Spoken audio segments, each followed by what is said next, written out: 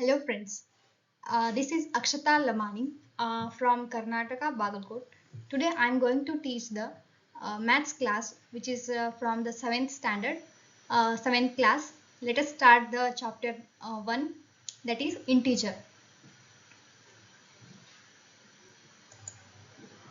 So let us start the class. Are you guys ready to start the class?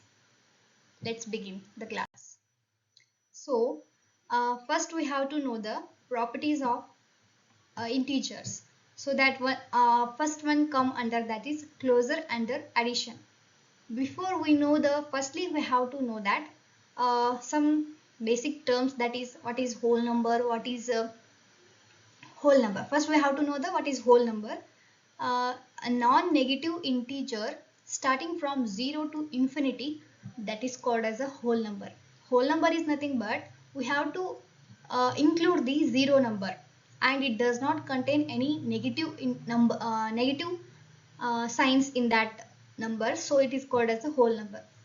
You all are familiar with the whole numbers in the class 6. Let us know the, if we add the whole number to whole number, we get whole number or not. Suppose we consider this property is known as the addition of whole number. If we add the 17 to 24, we get the, if we add 17 plus 24, we get 41. Let us see this property is true for the integer or not. From this slide, we have to know the what is integer. Before knowing the integer, we have to know the what is whole number, because the whole number is also included in the integer. So whole number is nothing but it is a non-negative integer starting from 0 to infinity. This is called as a whole number. If we add the whole number to whole number, we get the whole number. This property is known as the addition of whole number. This property is true for integer or not. Before knowing the property for of whole number, we have to know what is integer. This property true or not for the whole number, we know already it is true for the whole number. Next we have to prove that this property is also true for integer or not. Before integer, we have to know the integer. What is definition of integer?